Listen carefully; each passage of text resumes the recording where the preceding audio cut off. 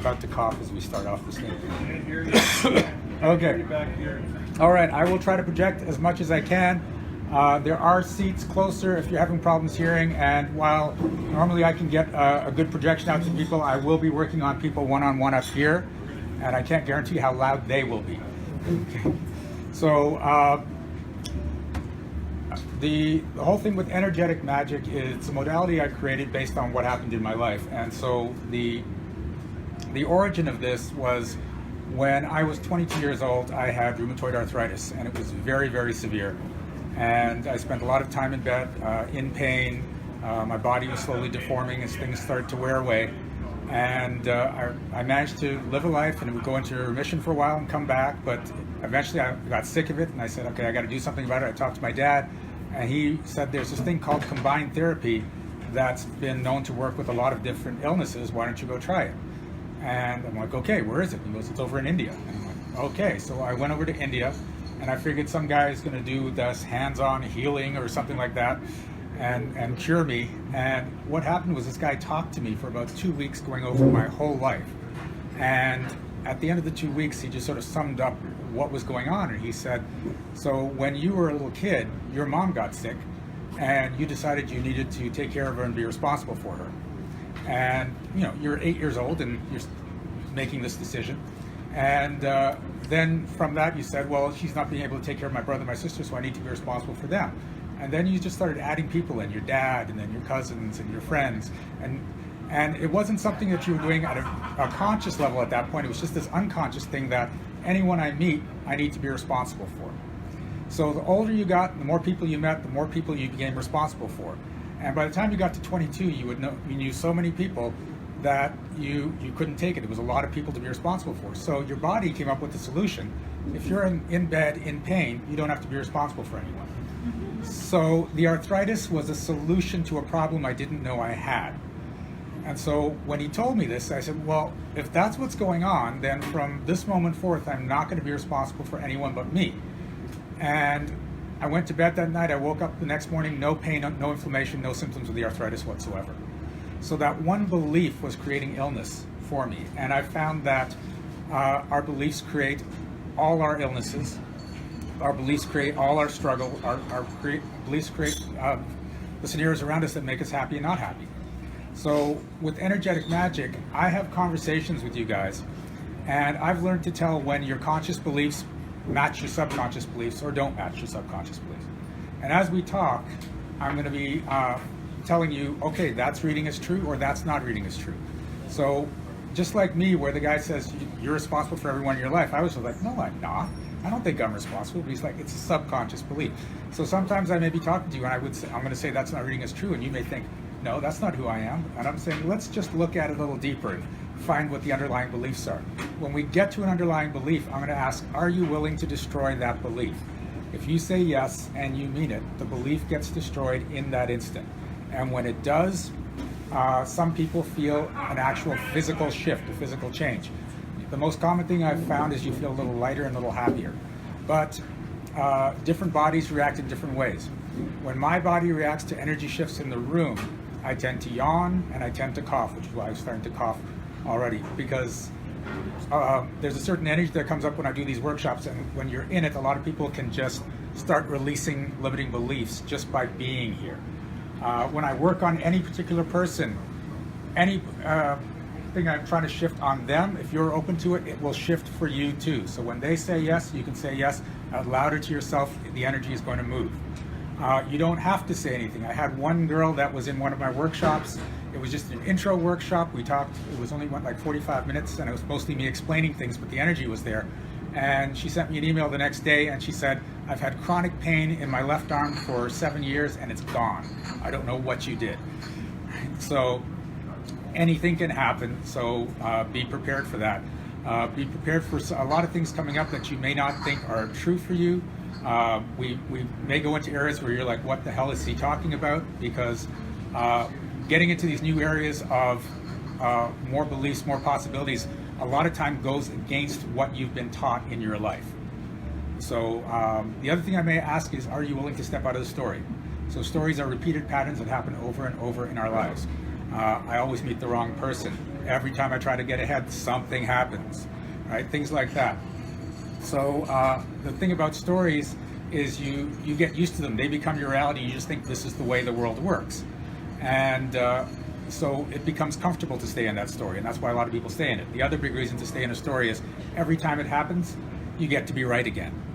Right? I told you, every time I try, see, it happened again. You get a little charge of joy every time you bitch about what's wrong, right? And how it's happening over and over again. So that's why we love our stories. So that's why I'm gonna be asking people to start stepping out of stories tonight. And just sort of look at the stories that are going on in your life. Every time you're saying something's happening again, that's a story that you're holding in place every time you complain about it. So keep that in mind.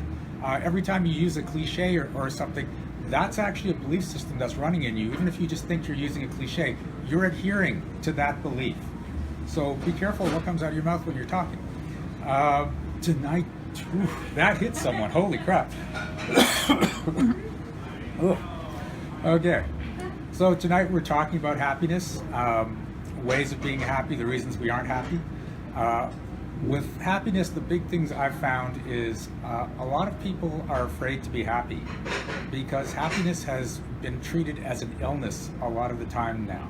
So if you're really happy, people look at you and go, what drugs are you on? Right? What's wrong with you? Why are you so happy? And the reason they do that is they're not in that happy state. They're afraid to go into that happy state, so they have to question your happiness to justify their unhappiness. So what would happen if you were not afraid to be the happiest person in the room? How much would that affect your life? And if you think about it, we function in lives by what we think are the perceived norms, the perceived boundaries in our lives. So a lot of us don't get happy because the people around us aren't really that happy. But what if you started being happier and happier and happier, and the people around you, at first they're going to go, okay, that person's weird. But eventually it's like, well, they're staying weird, and they are happy, and they seem to be having a better time than me. What if I start doing that? And what if you could be the one that starts elevating the people around you by being the happiest person in the room? And then everyone else starts to come up with you, and everyone gets happier and happier. Imagine the environment you can create just by being brave enough to be happy. And it sounds weird, be brave enough to be happy. But this is the environment that's coming. This is the way society has created the rules around us. So this is going to go out to everyone. Are you willing to destroy the belief that it's wrong to be the happiest person in the room? Yes.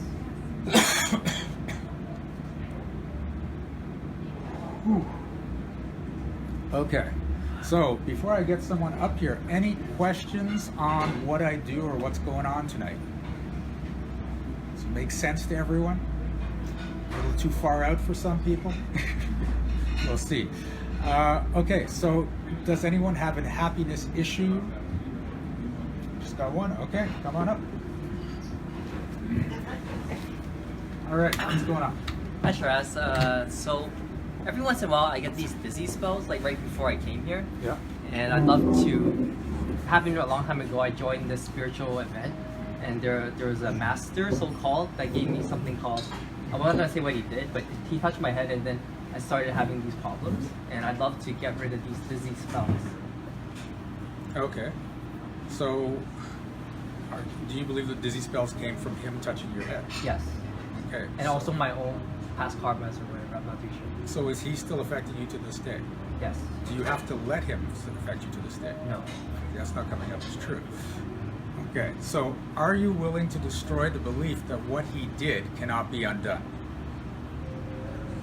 Ow. Yes. Wow, okay.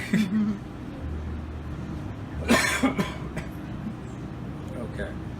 And this isn't a thing, because he's giving a very specific example, but this happens to us in our lives. We're in a happy state and someone does something or says something to us, and it causes us to go into this other state where, okay, I'm not allowed to do that anymore. And it can stay with you for life. Sometimes this can happen when you're a little kid, and you're just acting out being a wonderful, happy little kid, and your parents are like, would you settle down? Stop being like that. And it's because it's disturbing them, usually in front of guests, so they're like, oh, I want to make sure that I show that I have control of my kid, rather than just let your kid be happy. And so now the kid realizes, oh, okay, I'm not allowed to be happy. I have to function within these guidelines, and it stays through your whole life. So Okay, that's hitting a bunch of people. That's interesting. Okay, so are you willing to destroy the belief that all the rules that were given to you around happiness growing up have to apply to this day? Yes.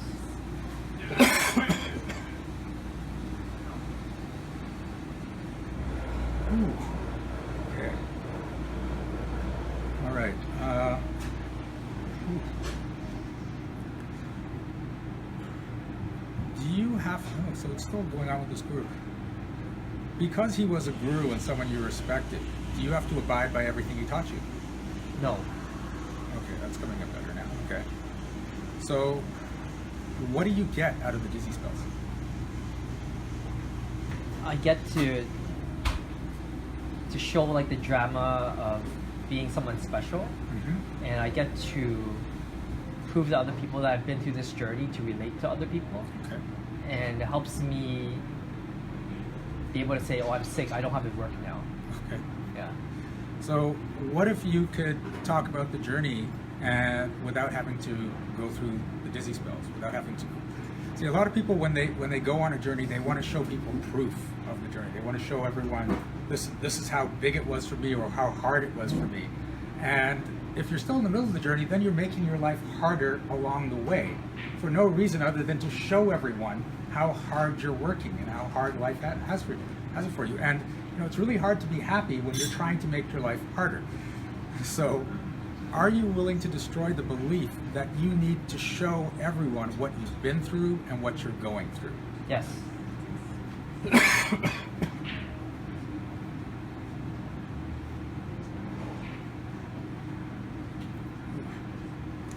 And are you willing to destroy the belief that having those dizzy spells makes you special? Ooh, Yes. Look at that. What if you could just be special without the dizzy spells? That'd be great. Okay. So, okay. So what would your life look like if you didn't have the dizzy spells anymore? I'd be making like $1 million companies, changing the world left and right. Okay. I'd be dominating different industries. I'd be connecting with billionaires, millionaires, whatever, helping the world powerfully. That's interesting because you're saying that these dizzy spells are keeping you from doing that. Yeah. That it's impossible to meet billionaires and millionaires, it's impossible to influence people just because you have dizzy spells. Okay, it's my stupid thinking. So are you using the dizzy spells as an excuse as to why your life isn't going the way it is? Sure. Yes. Okay. Yes. So are you willing to stop doing that? Yes. That's not coming up as true yet. Okay. So, and this can be a hard thing because if things aren't going the way we want to in life, we want to blame something else. We want to blame an illness. We want to blame the government. We want to blame the economy, right? And sometimes we create something so that you don't have to look at your life and say, look, I'm not creating the way I want to. I'm not doing all the things I want, and it's because of this. So, are you willing to accept who you are and what you're doing in your life and not blame it on the dizzy spells? Yes. Ooh, that's getting stuck there. Here we go.